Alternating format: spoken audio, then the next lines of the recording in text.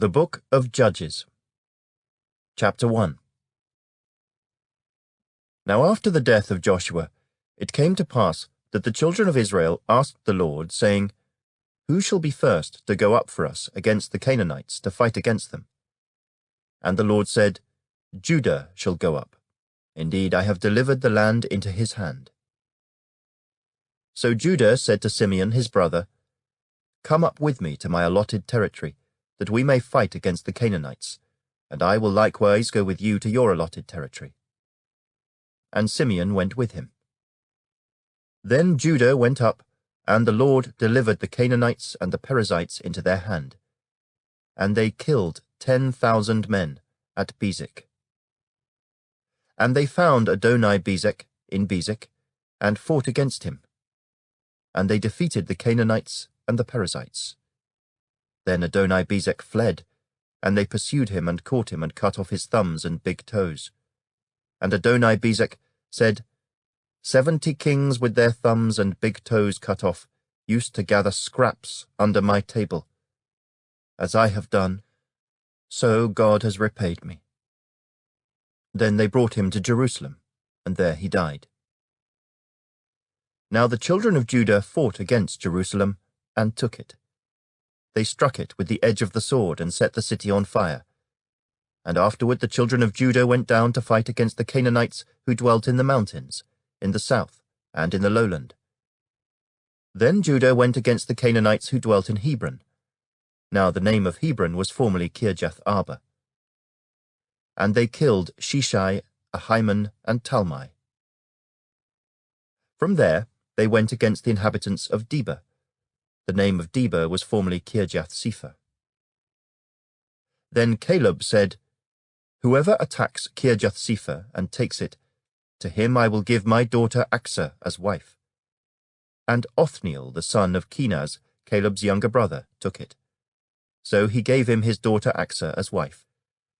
Now it happened, when she came to him, that she urged him to ask her father for a field.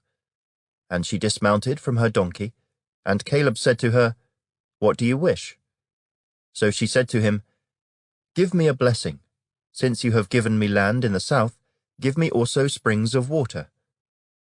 And Caleb gave her the upper springs and the lower springs. Now the children of the Kenite, Moses' father-in-law, went up from the city of palms with the children of Judah into the wilderness of Judah, which lies in the south, near Arad. And they went and dwelt among the people. And Judah went with his brother Simeon, and they attacked the Canaanites who inhabited Zephath, and utterly destroyed it. So the name of the city was called Hormah. Also Judah took Gaza with its territory, Ashkelon with its territory, and Ekron with its territory. So the Lord was with Judah. And they drove out the mountaineers, but they could not drive out the inhabitants of the lowland, because they had chariots of iron. And they gave Hebron to Caleb, as Moses had said. Then he expelled from there the 3 sons of Anak. But the children of Benjamin did not drive out the Jebusites who inhabited Jerusalem, so the Jebusites dwell with the children of Benjamin in Jerusalem to this day. And the house of Joseph also went up against Bethel, and the Lord was with them. So the house of Joseph sent men to spy out Bethel. The name of the city was formerly Luz. And when the spies saw a man coming out of the city, they said to him, Please show us the entrance to the city, and we will show you mercy. So he showed them the entrance to the city, and they struck the city with the edge of the sword, but they let the man and all his family go. And the man went to the land of the Hittites, built a city, and called its name Luz, which is its name to this day. However, Manasseh did not drive out the inhabitants of Beth-shean and its villages, or Taanach and its villages, or the inhabitants of Dor and its villages, or the inhabitants of Ibleam and its villages, or the inhabitants of Megiddo and its villages. For the Canaanites were determined to dwell in that land. And it came to pass, when Israel was strong, that they put the Canaanites under tribute, but did not completely drive them out. Nor did Ephraim drive out the Canaanites who dwelt in Gezer, so the Canaanites dwelt in Gezer among them.